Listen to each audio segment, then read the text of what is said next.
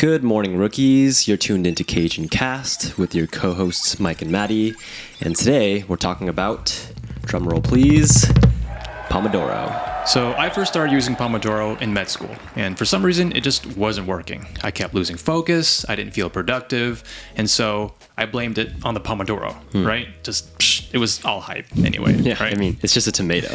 But then I saw people start to experiment with it and modify it. So Pomodoro is traditionally 25 minutes work, 5 minutes break, but B-Minder Talk suggested a 45-15 schedule. Then Time did an epic study and found that the top performers preferred 52-17. And post-pandemic did a study was 112 or 26, right? Right, yeah, so they adjusted it. But it got me interested, like what's the magic blend behind all these numbers, right? Looking past the cute tomato and random intervals, Pomodoro works because it forces time pressure to help us achieve and maintain flow. That's the key. So it's all about flow. So if we understand this golden rule, we can modify Pomodoro to make it better. So today we're talking about 26 ways to improve our Pomodoro game. 26 upgrades. Right, but it doesn't just end there, because at Cajun Koi Academy, we're all matched into one of 3 different clubs based on our brain type or unique neurobiology. So while most advice leaves you with just a grab bag of random tips without any direction, we'll take it further and help you prioritize which tips to focus on depending on your learning style. All right, so let's start with the upgrades. Hey, Misty, can you run the Pomodoro protocol, please? Initiating. So upgrade number 1, if you get in flow, let the timer go. It's funny because when we talk about Pomodoro, we think about the timer, but the timer is really only there to help us get into flow, to help us get into the zone. Once you're there, GG. If the timer goes off and you're flowing, you don't have to stop. No one's forcing you to stop. It's hard for some of us to regain our focus once we've lost it, so just keep going. You can take that break and add it on to a later break. So like rollover minutes. Right. Yeah, I love that. So if I do that enough times, then I can just like watch an episode of anime, right? For sure. The idea is to keep a flexible mindset, especially for people who are new to Pomodoro. So the reverse is also true. Upgrade number 2, if you absolutely need to take a break, then just take a break. So if you've lost focus and you're struggling, don't force yourself to push through until the next timer goes off. When we completely lose focus and we try to push through, the quality of our work goes down and it takes longer for us to get back into focus. Right, so like you're kicking yourself when you're already down. Exactly. So wrap up the session, take a little bit of a longer break, brush it off and reset. And you don't want to allow your brain to get used to working when you're more tired. So next, you want to experiment with your interval lengths. Some studies show that the average attention span is like 25 to 30 minutes. But as mentioned before, Time did a study in 2014, and they found that the top 10% of workers preferred a schedule of 52-17. And then the study was repeated in 2021, post-pandemic, after the work environment changed, and they edited it to 112 minutes, 26 minutes break. So the research changes all the time, but keep in mind that these are average numbers of the top performers. So that doesn't mean that it's ideal for you. So just play around with the different intervals to find your own sweet spot. All right, so let's move on to the next set of upgrades. And these are things that you should implement before you even start your Pomodoro timer. So first is to plan all the projects you want to work on for that day. And you only want to have one task that you're working on in every single session. Yeah, never multitask. It sounds pretty basic, but a lot of people actually miss that point. If you forget to do this, then consider using your first Pomodoro session to actually just plan out what you're going to do for the rest of the day. You don't want to break your flow in the middle, not knowing what you're doing, because it's going to get harder to get back in flow. Yeah, you don't want to waste your time asking yourself what you should be working on next. So next is to break down large projects into smaller tasks. So telling yourself to just write an essay during your next session is not really a clear goal. You want to be more specific with your tasks. So are you going to do research? Are you going to outline your essay? Are you going to write a draft? Are you going to edit it? It takes a different amount of focus to work on each of these different tasks and probably even different work break intervals. So definitely plan this ahead. So next is you want to plan out what order you want to tackle your tasks in. You may have heard of the expression, eat the frog. And basically what that means is that you want to do your most demanding tasks first, early in the day when you have the most energy. And then you can add on the lighter stuff later on. Next is to plan out what time of day you want to do your Pomodoros. This is similar to the last tip, except now you're taking into account, Are you a morning person? Are you an afternoon person? Or are you a night owl? And this is important because you want to give yourself the best chance to focus. Right? You don't want to do Pomodoro during the parts of the day where you know you're going to be unproductive. This is basically conditioning yourself that it's okay to do like half-assed, weak, inefficient work. So next we want to plan out how many Pomodoros we do for the entire day.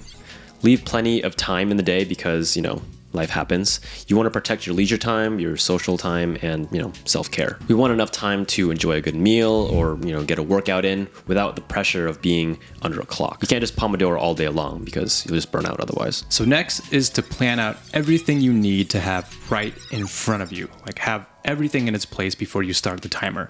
This includes your books, your study materials, water, coffee, snacks, blankets, jackets, music, like everything. Don't ruin your chances of getting into flow by getting up to look for things that you forgot to prepare in advance. All right, so now let's talk about upgrades related to distractions.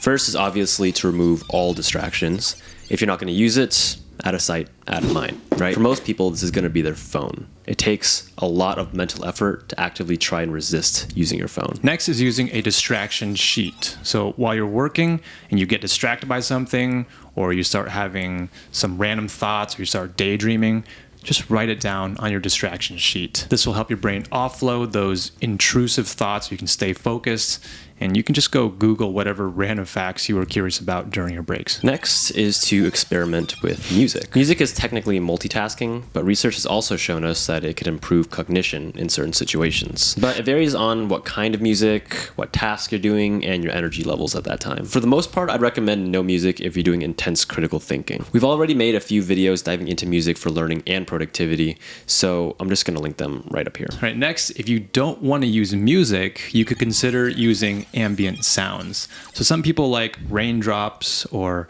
cafe ambiance. Some people like thunderstorms for whatever reason. Research found that white noise has been shown to enhance cognitive performance. It's definitely not for me, but I know because I've experimented. So experiment. And on the topic of music, I want to take a quick moment to thank the sponsor of this video, Artlist. Artlist provides highly curated, royalty-free music, sound effects, and tools for creators. They offer access to unlimited downloads of crisp quality songs and sounds updated daily that you can license for your projects forever, even after your plan is up.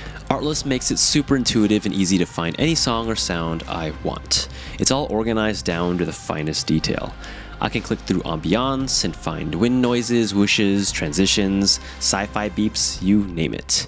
No more digging through sound packs or recording my own sound effects. Artlist streamlines the entire sound design process. It's been a game changer when I edit during Pomodoro sessions. It used to take forever to find the right music for a particular video, and that frustration would break my focus or I just put off that project altogether. But with Artlist, it's so easy to find what I need. They even have a similar songs feature, so I can riff off good vibes, and I can even search artists if I like their work. On the topic of this video, using Artlist keeps me in flow and provides peace of mind since I don't have to worry about copyright claims for my projects. For just $9.99 a month, the personal plan allows you to get licensed music for YouTube and socials like Instagram and TikTok. And if you use our special link in the description, you'll get 2 extra months free added to an annual subscription of Artlist. Check it out. So next, let's talk about the upgrades related to classical conditioning, basically priming your brain to help you get over the mental hurdle of getting started. First is to have a go-to work area. I'd recommend not doing Pomodoro in bed or on the couch because your brain is conditioned to be relaxed in those spots. We want our brain to be focused, so find a comfortable seat and have easy access to a bathroom. Preferably use an area with a window and some natural lighting. So just going off of what you just said, next consider having different designated workspaces for different types of work. So for example, you could always do practice problems at the library, or always do flashcards at the cafe, or always do your research in your bedroom. But it doesn't need to be that fancy. You could literally just sit at one end of the table to do math and then at another end of the table to do science. The point is to prime your brain and prepare it to do specific types of work when you sit in a specific environment. I'm going to go even further with that priming thing and talk about rituals. So one example would be to do a couple minutes of meditation before starting a Pomodoro session. Collect your focus, neutralize your distractions, start the timer, and then just get started. And do that every time to condition yourself to that ritual. So rituals can be done with friends too. Before you start a timer, you can have a secret group ritual that you guys all do together, signal that you're ready to go, and then get started. Yeah, and here at Cajun Koi Academy, before we enter Pomodoro, we asked Misty to activate focus mode. Oh, sorry. Whoa. I didn't mean that, Missy. Sorry. So next you could try adding structure to the beginning or the end of your sessions. So for example, you could use the first minute of every Pomodoro to review what you just learned during the last session. Or another example would be you can use the last minute of every Pomodoro to review what you just learned during that session to kind of wrap things up. So the goal is to basically lower attention residue and help you switch between tasks. So next, let's talk about using electronics during Pomodoro. You could consider having a work device that's only meant for work. Works great if you can afford it, of course, but having like a separate iPad or tablet or even a laptop, just make sure you don't have like any social media on those on those devices or any games or anything. Maybe even no Wi-Fi too, if you don't need Wi-Fi for work. It's purely a work machine. This conditions your brain to only work on that device and completely block out distractions. All right, so I'm going to take that a step further. Next method is to use website blockers or browser extensions to restrict your computer. You don't have to buy a whole separate computer. There are a lot of options, so we'll throw some on the screen here. But one of them I wanted to point out because I thought it was just kind of funny is that there's something called Cold Turkey Writer that turns your computer into a typewriter for a set amount of time. So the only thing you can do is type until that time runs out. It's basically like quitting your addiction to distractions cold turkey. So to take this even a step further, some apps can also block distractions and have an added like reward system to gamify it. And you can track your progress over time. This is apps like Forests where you can plant trees and you can watch them grow. So the last tip for electronics is to not use an electronic timer. Grab a physical one. And it doesn't have to be a tomato-shaped timer either. You can find anything, really. Maybe you can find a Kuma timer or a Tora timer or something. Yeah, maybe we should make our own. I mean, let us know in the comments if we should make a Cajun Koi themed timer. But anyways, the concept is based on the psychology that we are more accountable to public or physical commitments. Plus, this helps us get rid of all electronic devices and distractions. All right, now let's talk about social Pomodoro. Doing Pomodoro with friends can help keep us accountable. And actually, there's medical basis for this as well. One of the strategies that's used to help people with ADHD is called body doubling. Basically, a practice where you work alongside someone else, and that presence helps keeps you focused and motivated to work. Yeah, and you don't even need to have a physical person sitting next to you either. You can find thousands of study with me videos on YouTube, for example. Some of them with built-in Pomodoro timers, right, to help you achieve this body doubling effect. You could also hop on our Discord server. You can make some friends and start your body doubling virtually. And on to the last segment, our upgrades on how to optimize your breaks. What you should aim to do during your breaks is to stay active to encourage your brain to continue releasing good neurochemicals. You can achieve this with light exercising or stretching, doing chores around the house, reorganizing your workspace, going on for a short walk or meditating, getting some sunlight or fresh air, or playing music. So what you should not do during your breaks is to scroll through some sort of infinitely looping dopamine binge like social media or Reddit or checking your email, for example, because 5 minutes of break can easily turn into an hour. So the last upgrade here is kind of complicated, but the premise is this. We know that the key to getting into flow is the Pomodoro's time pressure. But instead of using a timer, try switching to a stopwatch. This is the basis of Flowmodoro. It's a little different than Pomodoro, and we've made a video about it. If you're interested, you can check it out right here. So now that we've covered all the options to upgrade our Pomodoro game, it can be overwhelming. So let's talk about which ones we should think about first based on our brain type. Let's start with the Kitsune Club. If this is you, you're a type of student who's energetic, you learn fast, you work fast, and you're highly distractible. You might even think you have ADHD. when you lose focus, it's very difficult for you to get it back. So it would make sense that the tips you should prioritize first are the ones related to distractibility. Remove all distractions before you start, and use a distraction sheet. Experiment with different kinds of music. It can help calm your nerves and also boost your cognition. Kitsunes are also motivated by interest. If you truly enjoy something, you can really get into it and work for hours. So consider gamifying your Pomodoro with apps and games. Work with friends to stay accountable, but be sure that you're working and not just playing around. And finally, if you get in flow, let the timer go. This is important for all clubs, of course, but a Kitsune's focus comes in quick bursts. So if you find that flow, you want to hold on to it. So next is Tora Club, and I'm a Tora myself. If this is you, you're a type of student who is goal-oriented, you're highly driven, and you're organized, and you naturally have more motivation than the other clubs. You tend to follow through with things, and you get things done. The big question is, what are those things? So planning is huge for you. So before you start that Pomodoro timer, be able to answer all these questions. What tasks will you be doing today? In what order will you do them? What time of day will you do them? And how many Pomodoro sessions will you need to get them done? The other thing about Toras is that sometimes we have too much ambition and not enough energy to carry it out. The analogy I always use is that the brightest candle usually burns out the quickest. If we're not careful, Pomodoro can easily burn us out. It's really important to only plan using Pomodoro during your working hours and leave your leisure time and self-care time alone. You still need adequate time to eat a balanced diet, to actually enjoy eating, to actually enjoy working out without feeling like you're under the clock all the time.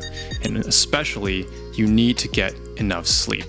Beyond that, you can consider trying a stopwatch instead of a timer. Next is Kuma Club. If this is you, you're a type of student who takes time to work methodically and think deeply. You're like a marathon runner with high endurance, but it can take some time for you to get going. So it's important for you to maintain momentum. And what you do during your breaks is very important for your momentum.